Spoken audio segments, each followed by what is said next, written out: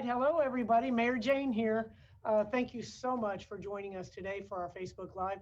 We have an incredible guest with us here, an emergency room physician from TGH who is going to share a great deal of information with us. So thank you so much, Dr. Wilson, for joining us. And I will introduce him in just a minute after I give you some updated statistics. As everyone knows, the number of positive COVID-19 cases in our community has really skyrocketed. And that is going to be the topic of our discussion today.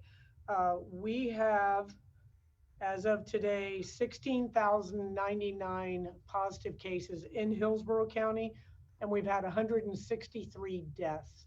I think that is actually an increase of around 13 or 14 just from Monday in those counts. And as I say, every time I'm announcing the number of deaths, is that each of those numbers represents an individual in our community, a family member, and a friend. And so our work every day is to reduce the number of cases, but ultimately to reduce the number of deaths from COVID-19. In the state of Florida, we have 223,783 positive cases, and there are 3,992 deaths. We have, so far in Hillsborough County, we've talked about our testing and the increase in testing, and something that we've really fought for all along. We've had just under 150,000 individuals tested in Hillsborough County. And in the beginning, we were talking about a testing ratio of 1 to 3% of our community. And now we're up to 10% of the community getting tested or testing positive for the COVID-19 virus. And so we have opened additional testing locations. Again, you can find those on Hillsborough County's website.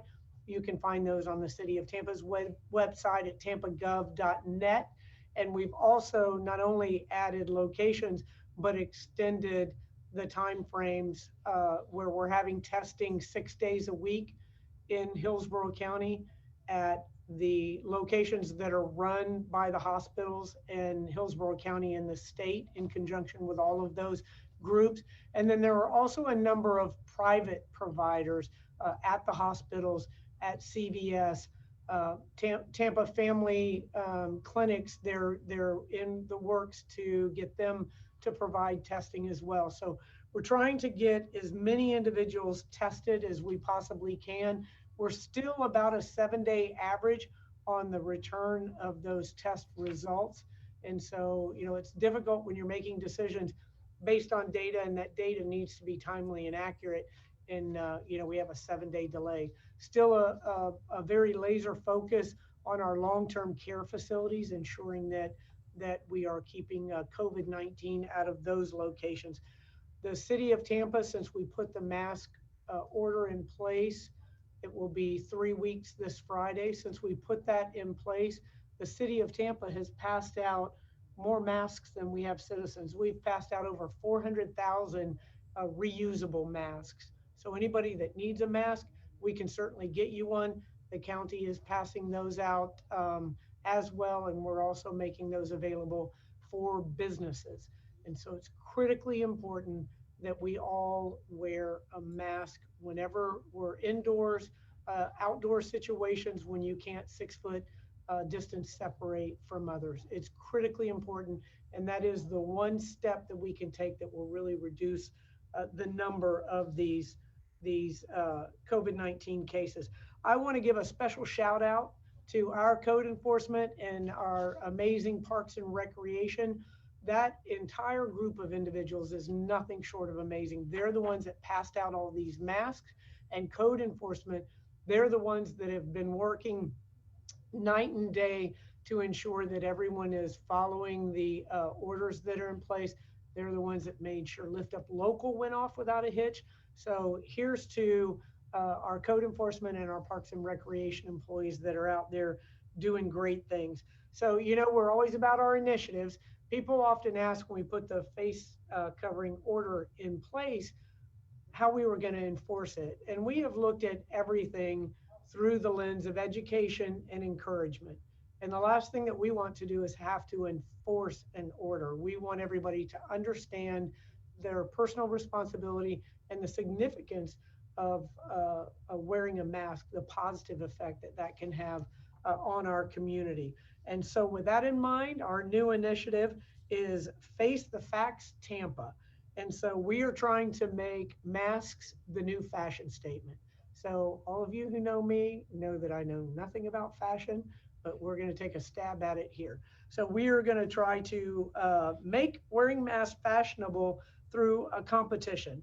So what we are doing is looking for you to send in photographs of your mask, whether it's homemade, whether it's purchased, whether you've bedazzled it yourself, whatever it is, send in the photos of your face mask, and it's going to be entered via social media at hashtag FaceTheFactsTPA. And that is, you can submit a photo on social media, Facebook, Twitter, or Instagram. Again, hashtag FaceTheFactsTPA. And the entries are going to be judged in categories most creative and best homemade. The deadline to enter is July 12th at 11:59, which is way past my bedtime. So July 12th, right before the stroke of midnight. And you will be able to win gift certificates, $50 and $100 gift certificates to Burns, Forbici, Columbia, and Armature Works. So that makes me want to go out and create a mask. So please share your custom face coverings on social media again, or Facebook, either hashtag FaceTheFactsTPA or on our Facebook.com City of Tampa FL, Twitter.com /City of Tampa, Instagram.com /City of Tampa. So you can certainly see I have no experience in social media, but please, please, please get into this initiative. But more importantly, wear your mask out there and encourage others to wear their masks as well. All right, now to our esteemed guest. Dr. Wilson is an emergency medicine physician. He serves as the medical director of the clinical decision unit at TGH, as well as the associate director of the adult emergency department. Dr. Wilson is the research director for the USF Emergency Medicine Residency Program and for the Department of Internal Medicine Clinical Trials at Tampa General Hospital as well. Doctor, that makes me tired just to read that, much less for you to be doing all that. I've seen your resume too. Okay, there you go. He received his medical degree from the University of South Florida Morsani College of Medicine. Nice to be able to stay there and teach afterwards. And completed his residency training in medicine at TGH as well. He's contributed to an extensive number of publications, presented on a variety of topics at conferences and events around the country. And Dr. Wilson is a regular at our weekly emergency policy groups where we make decisions as a county in the best interest of our community. So Dr. Wilson, are you ready? Because we're going to hit you with some hard questions here. If I can handle the EPG, Mayor, I can handle this. Yeah, isn't that true? So I am ready. I'm happy to be here. Okay, well, thank you so much. Thank you just for being here today, helping us. Thank you for being on the front lines of COVID-19. And how are you personally holding up? I've worked, when I was a police officer, I worked TGH ER many midnight shifts. And I know that place is busy on a normal day. So how are you holding up through all this? Yeah, no, it's an interesting time. We have what's been neat to see is there's a real sense of purpose and mission right now, and so I'm sure you've been involved in that, your experience on the police department and everything else. When people kind of come around one mission together, and everybody believes in that mission, you're kind of just in the trenches doing it. And since March, that's where we've been at TGH with this pandemic. We know that we're a world-class hospital. We know that we're the ones that are gonna, be able to get the city out of it, and we're there for it, and we're there for each other. So I'm doing just fine. Excellent, excellent. So you get to see firsthand in the emergency room, and you talked a little bit about this. Actually, you talked a lot about this. It was fascinating at Monday's EPG meeting. So tell us from your vantage point what it's like, the types of patients. Are they younger? where are they coming from that are presenting themselves to the emergency room? Sure. So let me say this. I think that clinical reality sometimes helps us figure out what's actually going on because we see a lot of mixed messages out there. And so let me give you some clinical reality of what we're actually seeing. So we've been in this now since March. We've been dealing with COVID and trying to figure out ways to diagnose and treat patients with COVID, to safely place those patients somewhere in the emergency department or to safely get them home if that's appropriate. And then we've also tried to learn how to safely get other people into the hospital as well. So we had, I wouldn't say a lull, but a time period there in April and May where we had a little bit of breathing room that we could make sure we could stand back up things like elective surgeries and taking care of people with heart attacks and strokes and doing that safely. And we got really good at that during that period of time. So in March, what we were seeing were mostly people who are older and probably a little bit more sick at baseline. Maybe they had more comorbidities, diabetes, high blood pressure, maybe a little overweight. Those are the patients we were seeing more in March and April. And there was kind of a steady stream. We were not New York City back in March and April. We're still not New York City, but we're concerned right now. In March and April, we were seeing, a few patients a day like this. We would admit a couple of patients a day, kind of coalesce as a team and take care of those patients. Then as we went along, we kind of got sort of steady state, a few patients a day, 10 to 15 patients at any given time in the hospital, maybe half of those in the ICU. I know that's always a big question people have. How many of these are in the ICU? How many are on ventilators? So for March, April, and May, maybe 8 to 10 in the ICU and maybe 4 to 5 on a ventilator. And we were in pretty good shape. We have ICU that's completely dedicated to COVID patients. That team led by Susie Dorner and her crew, they are amazing. They take care of COVID patients all day, every day now. They've really got it down to a science. Now, what's really changed, I think what the public has seen changed and what concerns us is that as we went from May to June, we noticed that our daily prevalence, our daily percent positive test was slowly starting to uptick. That number seemed to get a little higher every day. And then in mid-June, something totally different happened. We saw the floodgates open really for young people having what we call asymptomatic or pre-symptomatic spread. And that was something we really hadn't seen. As a matter of fact, we were kind of confused as to why every other place had talked about all this asymptomatic spread, people who have disease but no symptoms, because we weren't seeing that in March and April. But come June, around mid-June, those floodgates open and we started seeing large volumes of younger people who were testing positive and seeking care because of exposure events. And so we had to design another area in our ER called an alternate care site, which essentially became a place to test people who probably could go home. They looked okay. So we test a lot of people there, send them home. But the problem we know is that when there's community spread happening, and by the way, Mayor, thank you so much for the mask ordinance, because this is exactly why you have a mask ordinance, is because there's community spread. And I know, just address this really quick. I know the mask message has been all over the place and it's confused people, but you did the mask ordinance at the right time, because the mask ordinance in March maybe didn't make as much sense because our prevalence was low and there wasn't much community spread going on. But you see, now there's a lot of community spread and there's a lot of people out and about. And so now and 2 weeks ago, 3 weeks ago, that was the critical time to have a mask ordinance in place to try to mitigate that young person spread from each other. Because what happens is more young people get the virus. We know that some percentage of those young people are going to give it to older people, and some percent of those young people are also going to get sick on their own. And so now what we've seen is those young people have virus, but now 2 weeks later, 3 weeks later, we're starting to see everyone else start to get virus as well. So now we're seeing a lot of older people also, and a lot of sick patients too with virus. Yeah. Yeah. And so have you seen, Dr. Holt alluded to this, and I don't know if you have seen this.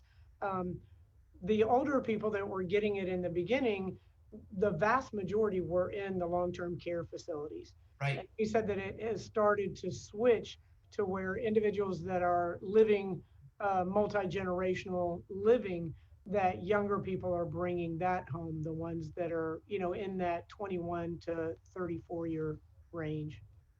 Yeah, that's right, Mayor. So I took care of a patient a couple of nights ago. It's a woman in her 70s, and she was so upset because she said she'd done everything right. She'd stayed home. She she had isolated, but her daughter, of course, needed to do some work and make some income, and started kind of working and coming back into the house, and had started having COVID-like symptoms. And essentially, this woman tested positive. So that intergenerational spread is exactly what we're seeing. That period of time in May, we really felt that if we could just sort of get control of forest fires like long-term care facility breakouts, skilled nursing facility breakouts, if we could just contain those, extract patients from those areas so that we didn't see massive breakouts, we thought maybe we could keep this thing under wraps. And that worked for a little bit of time, but eventually that like widespread community asymptomatic spread, it caught up to us and overwhelmed that other type of patient. Mm-hmm. Yeah, that is frightening. We also talked about the opening of bars, and I know that we have a lot of small businesses and larger that are bars, but the opening of those, I had sort of advocated using some of the CARES funding to supplement those bars so that they didn't have to open back up.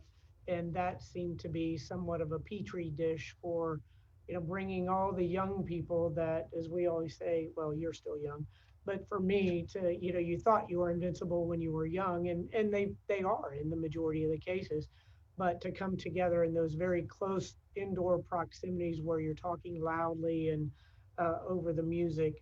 So that seemed to have been sort of a spot where we Yeah, skyrocketed and in that number of seems to cases. really be the type of environment where we see this spread. And I know the intention was that most of these bars and how they're supposed to be open now is that people sort of sit at tables and have maybe dinner with a drink, but we still have some opportunity, I think, there to make sure that people who are doing those things are doing those things responsibly, and not turn into a bar-like atmosphere. Because what the data is really showing now is exactly like you said, Mayor. It's indoor spread, young people having a couple drinks, getting louder, being closer together for a longer period of time. Mhm. That's really where we start to see some danger. And you said something else important too, that most of these young people are invincible, and that is true. But I want people to understand that we do have an ICU right now with a number of 30-year-olds in it. A famous Broadway actor a couple of days ago died after a really long course of COVID treatment. As far as I know, he had no other medical problems, had a young family. So I want to emphasize too that, some percent of these patients who are young are also going to get very, very sick. And we don't know enough about this virus yet to know which of those patients that are young are going to get that sick. Yeah, that's a good point. So before we get away from the emergency room and the individuals that have presented themselves there, so talk about, with this influx of individuals that are coming in, how you were deciding to, some of them aren't sick enough to be admitted, but yet you still have to monitor them. So do you have a way to send them home in Yeah, a position that's where you can monitor them? Sure, that's a great question. So the amount of innovation that's happened around this pandemic, I guess there's going to be a silver lining, right? Maybe it's that innovation, and probably from a patient approach, having healthcare teams kind of work the way they're supposed to. When you talk to patients for years now, if you talk to patients, they tell you over and over again, the thing they want to see are their doctors talk to each other. And for those of you who've experienced healthcare, we don't talk to each other all the time the way we should, and we don't do it as often as we should, and sometimes there's miscommunications, and sometimes the patients telling doctors what those miscommunications are. Those things, those silos are falling down completely right now, because we have to be on top of this as a healthcare team. I can't just admit all these patients from the ER to the internal medicine folks, because they'll be overwhelmed. And so what we've really done is we've come up with some very innovative, safe strategies to determine who needs to come in the hospital, who needs to come to the hospital into the ICU, and who could potentially go home.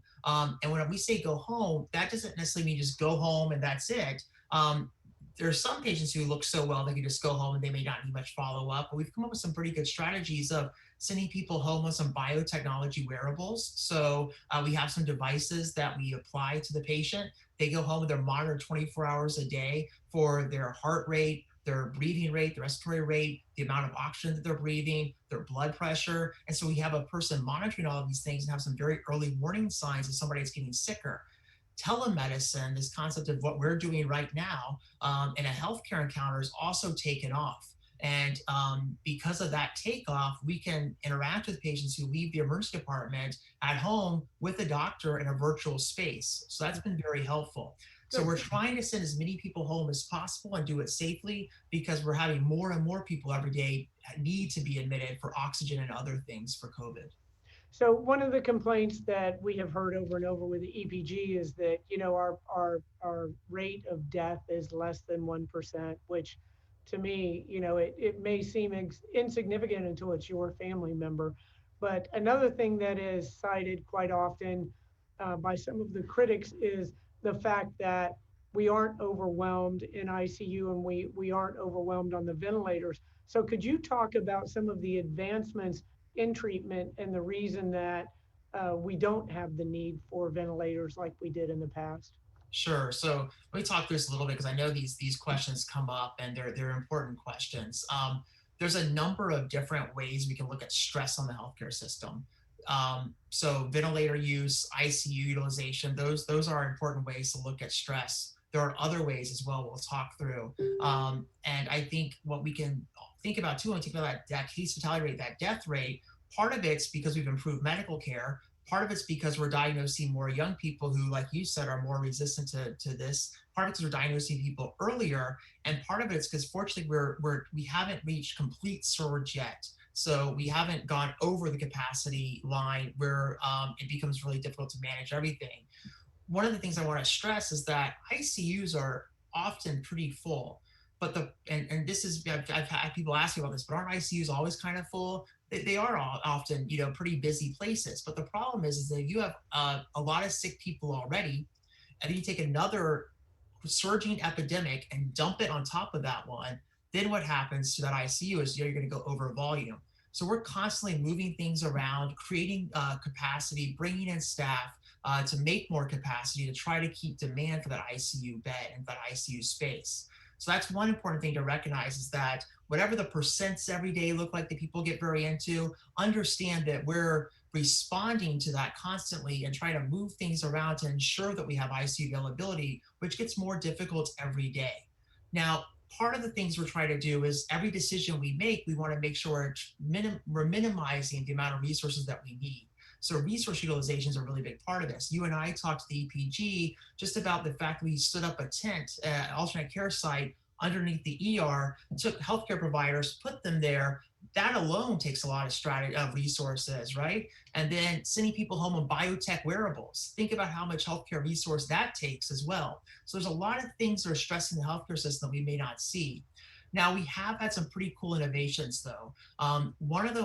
So people have heard about ventilators, right? Since New York, we have not gotten to a place where we've run out of ventilators. I doubt that we will, because we've learned from New York. Since New York, we've learned that people who have COVID often do much better if they can participate in their own oxygenation, meaning if they're awake and alert enough to be able to breathe in and out, even if their oxygen saturations are low, we should find ways to encourage them to be able to do that. So one of the techniques that we're using at Tampa General and at other hospitals in the area is something called heated humidified high flow nasal cannula. So right now we're breathing 21% oxygen. If I put you on a small nasal cannula, I might be able to get out to about 30 to 40% oxygen, but only about 6 liters. If I put you on a heated high flow nasal cannula, it's much more comfortable. It's warmed, your nose is protected, and I get that number up to like 50 liters of oxygen and 100% oxygen saturation. And so we've seen people who would have definitively been intubated and put on a ventilator 3 months ago now do very well on heated high flow nasal cannula, but still require a critical care bed and some ICU resources. Yeah. And then also things like the medication, and then the, proning of individuals, and then the plasma. So there's a lot of advances that Yeah, we've I'd say been where we are now compared to March is there's really a care package that's starting to be designed around the patient. So the right now with COVID, patients who go home, really we don't need a treatment option for those patients. It's a virus, they're going home. We're going to watch and see how things go. If they don't get sicker, that's great. We just need you to isolate. Now, if you get sicker and you require oxygen, those patients, we're really starting to see more and more evidence about things we can do together as a care package. I think you've done pretty good at the EPG meetings, Bear, because I think you nailed them all. Basically, we evaluate you for dexamethasone, which is a steroid, if you're on oxygen. It really only helps people who are on oxygen. And the sicker you are, kind of the more it helps. So intubated patients, patients with a tube in their mouth to help them breathe on a ventilator, that steroid medication helps them the most. Then everybody's kind of, or maybe people have heard of this other drug in the media called remdesivir, which is an antiviral medication. We have that as well. We evaluate patients who are on oxygen. Again, these are in-hospital medicines, not go home with you medicines. But we evaluate patients for remdesivir as well. And then, like you said, convalescent plasma, which is a pretty cool technology where someone, and a way to give back, right? People really who survive this virus and who get better and who recover really usually feel a sense of, wanting to give back to somebody else who's sick. And it's an opportunity for them to do that. They mount antibody against the virus, donate their plasma, and then give that blood to a patient who's sick. And we allow them to get antibody that way. Not to mention all the clinical trials we have as well. Yeah, I know. Well, I guess one problem, Dr. Lockwood said that there weren't enough patients for the trial. So unfortunately, I guess we probably have enough patients for them now. Now, here's something that just started to come up. We've been talking about how difficult it is to transmit this and contract this virus in an outdoor atmosphere. And now there's more information about how the virus can stay alive and can stay in the air for quite some time. So what's the latest on that? Sure, that's a great question. So there's been a couple of different discussions that have been going on for the last few months. One of those discussions is this virus an aerosolized virus or a respiratory droplet virus? Aerosolized viruses stay in the air for a longer period of time, and those droplets are able to kind of propagate further. Respiratory droplets are kind of, I cough, I sneeze, I've got some droplets, those go, and you have to kind of get one of those droplets on you inhaled in your mucous membrane to get sick. So that's one conversation that's been taking place. Another conversation that's been taking place is, can the virus live on surfaces? Plastic, counters, I need to clean my groceries, my mail, all of that kind of stuff. And the third conversation I think that's been taking place is around heat and light and outdoors versus indoors. So as time has moved on, we've gotten more and more information on each of those. For the most part, I think we're still at a place where we recognize that the most dangerous space to be in is a close respiratory droplet space in an indoor setting after long periods of time with somebody without much social distancing, sharing a meal, having a beer, those kind of situations in an indoor space. We do see less propagation, less transmission when we think about big outdoor events. Most of our super spreader events in this community can really be linked back to tight indoor spaces. Now, what you're referring to is important. A team of very influential scientists and physicians did put a letter out to the WHO a day or two ago that essentially said we still have concern that there may be some aerosolized particles to this virus. And that may be true. But for the most part, as a public health strategy, the thing we should focus on is mitigating the respiratory droplet spread of virus, because that would decrease the transmission significantly. If there's some leftover there we still have to get to when we get there, great, we'll hit that part too. But right now, indoor spaces, wearing masks when we're not social distancing, and decreasing those respiratory droplet spreads, washing hands, not touching our face, those are great strategies for us. Okay, good deal. So if you could give people a sliver of hope, as this is, very trying times for everyone, what would you say or share as we work together to get through the summer and then into the fall? Yeah, so I think there's a couple of things that make me very hopeful. One is that, again, we mentioned the case fatality rate does seem to be decreasing, that's great. And that is almost a truism. That's a definition of all viruses in a way. If humans survive as a group, a virus, essentially for the virus to keep on spreading, it mutates as it spreads. And if it gets in somebody and the host dies, then it can't go anywhere. So usually less deadly strains of virus are the ones that kind of move around. So that's one thing that can give us hope, because it either means we're doing a better job of our social distancing strategies, or we're doing a better job of wearing masks and those things, or we're doing a better job of our medical treatment, or the virus just changing. So that's a positive.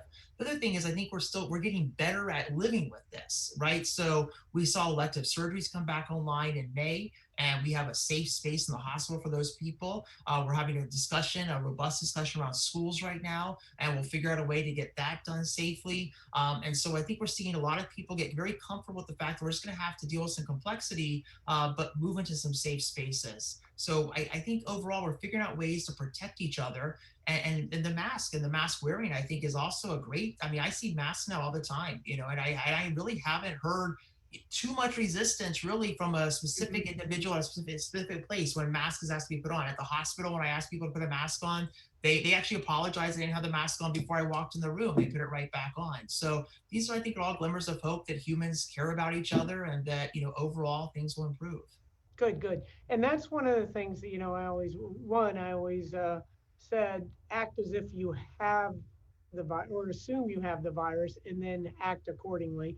And then also with the mask, let's say that the naysayers are 100% right and the scientists and medical personnel are 100% wrong. It's a mask. Just put it on. You know, let's just put that mask on and crush this surge that we're seeing going on here. So, how important is it for people to get tested, even if they aren't showing symptoms? Yeah, that's a great question. So one of the things that's interesting is we're now at, it sounds like about 10% of our population being tested, right? Of 150,000 people. I think Hillsborough County is 1.4 million. So an even greater number for the city of Tampa, right?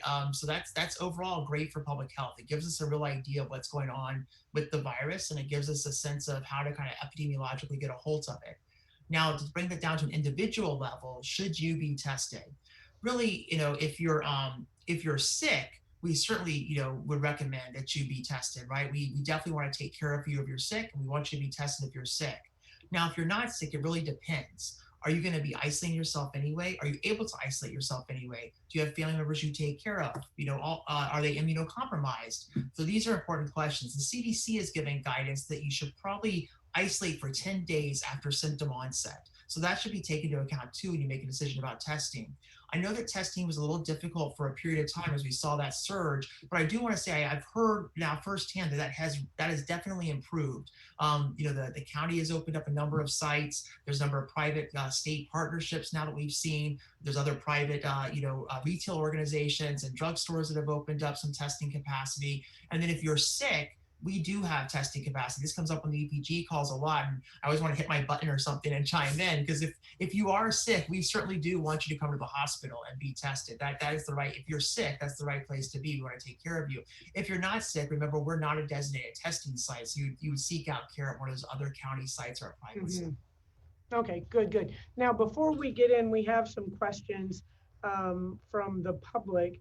But before we get into that, could you just talk, because this seems to be coming up more and more, and now that they're talking about opening up schools and with long-term care facilities, and then some hotspot, there's talk about addressing hotspots and going into those locations where we're seeing surges. So talk a little bit about the pool testing. Sure. Yeah, pool testing is very interesting. It allows us to get at the population very quickly and recognize whether there's a problem or not. So the basic, I use a football team to describe it every time I describe it. So think about this. You want to know if the football team has the virus. So what you do, and obviously if somebody has the virus, you want to know who it is, right? So first, just do they have the virus or not? So take the whole football team, I divide them up into their different areas: the offensive line, the defensive line, the backs, the hands, right? The safeties, whatever. I divide them all up into their groups, okay? Then I have them all give blood into one bucket, right? So we'll call it the offensive lineman bucket, the defensive lineman bucket, the quarterback's bucket. So I've got all these buckets, and I keep them kind of separated.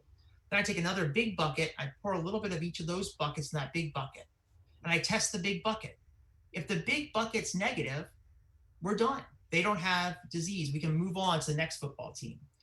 Now, if the big bucket is positive, then I can go back and I can think about each of those other buckets that I put into the big bucket. I can say, well, I saw this offensive lineman out at dinner last night. I think that they're the ones who have it. So I'm going to test the offensive lineman's bucket next. And if it's negative, then, I move on, I move on, I move on. So that's the concept of pooled testing, serologically pooled testing. And it's really a powerful concept because you can sort of see how exponentially it's like a reverse period. You can test, lots and lots and lots of people very, very quickly. That's the idea Mhm. behind it. Yeah, and that's a great idea. And as far as hotspot, you can go in and speaking of the multi-generational living, you can get an entire family and test it with one test. And if it Got it. turns out they're all living together, then everyone needs to quarantine themselves. And I just thank you for that definition because I know that's coming up. Okay, Mhm. we've got some questions. Madison Allworth from 10 Tampa Bay. Dr. Wilson, at my last check, only one adult ICU bed out of 89 at TGH was open and available. What happens when ICU is completely full? And can you please give more details around your COVID plan if and when you get more patients? And I know you guys have an overflow plan. That's right. So we have a robust plan around this. What you see is a little hard to understand a snapshot because it's a snapshot in time. But do feel safe as a community that we still have capacity. We have a number of ICUs at Tampa General. There's hundreds of ICU beds at the hospital. Initially, we turned one of our ICUs into a specific COVID ICU. That COVID ICU did fill up, and so we had to start moving to other ICUs. And what we've done is over time, we basically bring other ICUs on board as they're needed. So essentially, at some point, we get to a place where we're kind of on demand capacity, right? Because we're opening new spaces to specifically put COVID patients there. Our volumes overall have returned normal, like outside of COVID volumes have returned to about 90% of normal. So we're going to be filling ICUs just like we used to with those patients. So we have to kind of open up new spaces as needed. And so when you look at the numbers, it's important to kind of understand in that context that we are very busy. Our overall, this is why sometimes it's nice to look at trend lines as well. If you think about like ICU admissions or the total number of COVID patients in the ICU, that number has definitely gone up. And I went back to that example I gave earlier. Go back to March, we had about 20 patients a day in the hospital. Probably about 12 out of that 20 were in the ICU.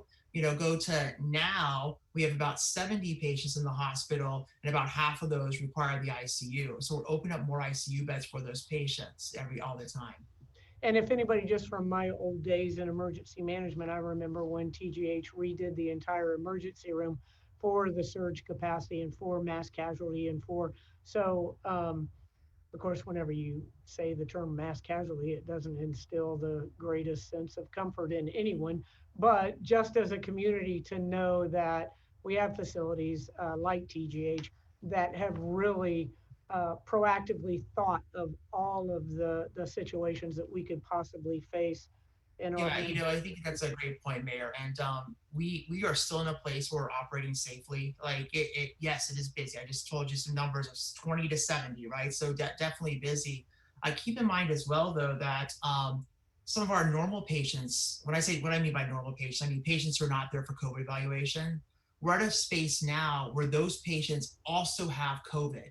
So part of that number, when I talk about 70s, counts those patients who are probably who are sick and are kind of overall baseline sick, but now have COVID on top of it. So they're kind of redistributing some of that ICU census to be people who'd be in the ICU, anyway with whatever kind of medical problem, but now with COVID on top of it. So in those COVID numbers as well. Okay. And then apparently it's a BOGO for Madison today because she has a second question. We've seen some other hospitals in our area that say they're going to admit the sickest of patients as space starts to become an issue. At TGH, also at this is TGH also at this point. Are you turning away patients that in the past would have been admitted? Okay, this is an important question. I talked about this with you guys on the EPG a Yeah. little bit this week, and I think it's a really important question to understand. When you see the hospital admission numbers in the county report, those are real deal hospital admissions. I want people to understand that. So what that means is that patient's been evaluated in the emergency department, and they have been deemed to be so sick or sick enough they do need to stay in the hospital, and they've been formally admitted out. They've been from the emergency department to the COVID unit. So that's step one. That doesn't mean they're just in the ER for evaluation. For every patient gets admitted, we have hundreds basically who are evaluated and go home. So for those patients who are admitted, they're sick. They probably require oxygen, or they are immunocompromised. I mean, they've had a renal transplant or a kidney transplant, or they're on chemotherapy. And so we're not turning people away, but we have developed pathways to make sure that patients who need to be in the hospital are the ones we're keeping in the hospital, and then essentially sort of recreate like a virtual space outside the hospital for patients who really wouldn't get anything different in the hospital setting, like no oxygen support or medication. We're kind of seeing those patients in a telemedicine type of environment now outside the hospital. Okay. And here's from social media. This is from Annie Sampson Ferrari. And I think you've answered what percentage of the COVID, of the ICU beds are left in Tampa General. But secondly, what are we going to do as a city to help control these numbers as they keep rising? That's a great question, because there's still a lot of opportunity and a lot of room for you to help us. For this community to really help the community, for each other to help each other. So mask wearing, we still believe, is going to make a difference. We've seen the data for mask wearing in other places that have done mask wearing, and it definitely makes a difference. So we really do ask we follow those mask ordinances.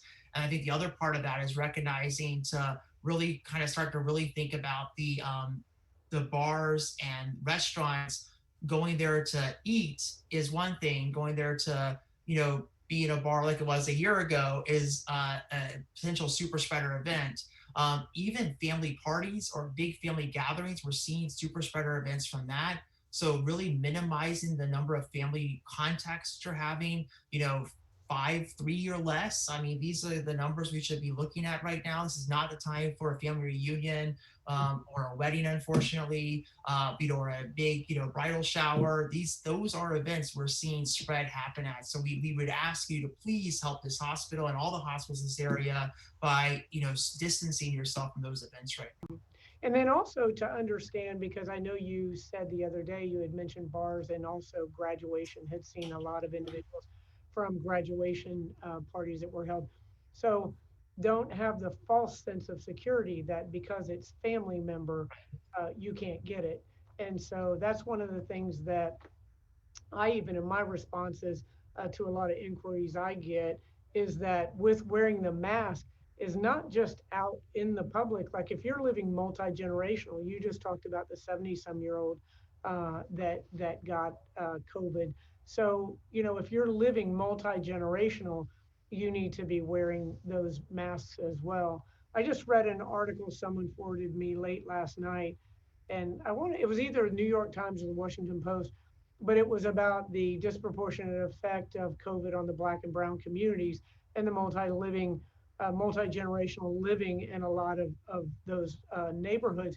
And one of the things that a doctor from Atlanta said is it's hard to quarantine when there's only one bathroom in your entire house, and you have, you don't have the luxury of working from home. You may have to take mass transit. So all of these situations that are putting you in, sometimes perilous environments or situations. So again, wearing that mask at home is also very, very important. And Mayor, I should say that this community has tried to respond to some of those concerns. We do have some places that we can send folks to Yes. voluntarily, go to these places to help them isolate when they can't isolate at home, appropriately. So we have some hotels and other things like that that we're utilizing, which Yeah. have been really helpful. Yeah, that's a great point. The city, the county has actually leased 2 hotels, and one is for individuals to go to if they have COVID and they don't have the ability, or they have the symptoms, they don't have the ability to quarantine, or living multi-generational. And then the other one is for workers that may be frontline workers that don't feel comfortable going home to their family with a possibility of passing it. So David Coleman asks, is TGH running out of beds, and will there be New York type tents? I believe there's already a couple of tents at TGH. Well, yeah, we're using those for mostly just testing, though. Yeah. Right now, we're not at the place we're having to put people who are admitted to the hospital in any tents or anything. We have room for what we've really concentrated on are 2 things. It's making sure we're admitting only patients who have to be admitted, and then discharging patients when it's appropriate. And that's allowed us to free up capacity right now for beds. And as we get better and better at kind of creating a virtual space for those patients outside of the hospital who don't need to be in the hospital, we'll be able to kind of maintain that, we think, right now. I will again emphasize we are concerned. We certainly could use your help in helping us not keep on going this way, because obviously at some point, we will get to that place, but we are not there yet. The other thing too, with that practice time, I call it that lead time we had, the hospital leaders in this area got really good at sharing data. And so John Kors, the CEO of Tampa General, and all the Baycare and the Advent and HCA hospital CEOs all have a dashboard that shows them their ICU beds and their ICU capacity. This is different than the state dashboard. It's a private dashboard for them. And if they needed to, they could move their patients or their resources around to ensure that between all the hospitals in this area, we maintain capacity. I think that's something that New York City didn't have because it hit them so quickly. We've built in some infrastructure for this if things get worse. And I think we're very lucky in a number of ways to be able to live in Tampa, but that's one of the ways right there is that all of our hospitals have come together and basically working in the best interest of our citizens. So we're all very lucky. Well, wait a minute. David's got a lot of questions. Have we stopped he says non-emergency procedures. Have elective procedures been canceled again? So they're closely monitoring elective procedures. Some of the hospitals in this area have deferred some of those. Tampa General has not yet. I know some other hospitals have. Tampa General is closely monitoring that situation. Right now, there's still capacity for those procedures, but it's being watched every day. Okay, and have we mostly moved back to telehealth now, or are there still inpatient? Yeah, telehealth has been one of the most amazing things about this. If you ask patients about telehealth and if they're going to go back to seeing their doctor in the office afterwards, most of them say, "Oh no, this is good. I don't have to park. I don't have to wait for the waiting room, or it's a virtual waiting room. I can do whatever I want while I'm waiting." So I think we definitely are in telemedicine environment for the most part right now. I think that most offices and specialists are utilizing a lot of telemedicine. And my guess is to some extent, telemedicine in some form or fashion will probably be here to stay. Yeah, without a doubt. There's a lot of things that are going to be here to stay without a doubt. So a couple of these questions I think I can answer. PPE, I think we have enough of that available for our frontline workers. And then you already answered, will you be turning sick people away that you would have taken 2 weeks ago? I think that being able to monitor individuals that don't need oxygen and those types of things is really an advance. Yeah, we're certainly not turning anyone away. Every patient's evaluated separately, and you're going to get the right care for you every time. Okay, this is another question about the growing consensus that this is airborne and can stay in the air anywhere from 2 to 16 hours. How contagious is it in that time? How could people be safe if they walk into an empty room even after an hour after someone has been there who was contagious? Yeah, I'll just go back to my original comment, that there may be something there to that, but the big bulk of this transmission is happening by respiratory droplet spread. Let's get past that and we'll kind of take care of the leftovers when we get there. We got to get past the big part first. Okay, shaking is Dessa, the office dog's down here, and apparently she's got an errant flea somewhere. So that was from Spencer Girl, Florida. And then we have Christina Hendry that has asked a question about the number of healthy young adults that are coming to the ER and being hospitalized. And it says, I know they're not being put on ventilators and dying in big numbers, but wonder whether and to what extent they're getting sick enough to need advanced medical attention, and whether and what to extent they are suffering long-term damage to their lungs and other organs. That's a great question. That's a great question. As a matter of fact, to go back to the thing we talked about earlier, there's a lot of ways to look at what the impact of this virus is on the system and on people. So death is one, ICU is one, but length of stay in the hospital, long-term sequelae or long-term effects of the virus, that's another one. This is a virus we've learned has a vascular component to it. It affects the vascular system, which means it can affect all the organ beds, including the lungs and other places. So we're seeing strokes from this. We're seeing long-term pulmonary effects. People take a long time to recover their lungs. We're not sure if they're ever going to get back to their full lung capacity. And overall, half of our patients, I would say, I kind of put in the young bucket, right? They're 50 or less, right? About half of them. So this is affecting young people too. The deaths are higher in the older folks, but we definitely have patients who are otherwise healthy, younger people who are ending up some in the ICUs. Mm-hmm. And there's really no, I mean, as far as there's no correlation that has been made to I mean, if you look at the comorbidities, diabetes, high blood pressure, those kind of things, but you have individuals that, like you talked about the Broadway dancer, you have individuals that really have nothing that you can identify at this point that causes them to die or have very severe effects from this. And then the next person doesn't even know that they had it. Yeah, that's right. So some of these are risk-based factors we've identified, right? So older, African American, diabetes, high blood pressure, but fine, we identified those. Now there's another group of people who we don't know why they get so sick. We haven't identified anything about that person that would have made them get that sick. So is there unknown, risk factors we just don't recognize yet? Is there something about the virus? Does the virus have multiple, what we call genotypes, multiple versions of the virus out there where some people get sicker? We're not really sure yet. So the bottom line is wear your mask. Right. Without a doubt. So we have a couple more questions that have come in. We just answered it. We just answered them all. All right. Well, thank you so much for your time, Dr. Wilson, and thank you for all you're doing for our community. It sure makes a difference, and thank you for informing everyone today. And again, one of the things a statistic that I had always cited was that if everyone wore a mask, that we could reduce the number of positive cases by 80%.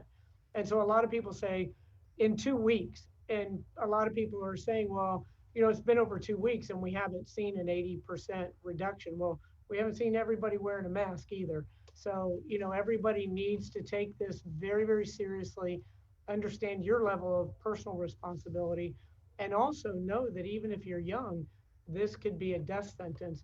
And actually worse than that would to be a young person and take this home to one of your loved ones and make that a death sentence for them.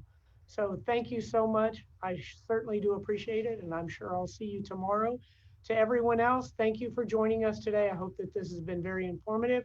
And remember to stay calm, be kind, and wear your mask. Thanks. God bless. Thank you. Take care.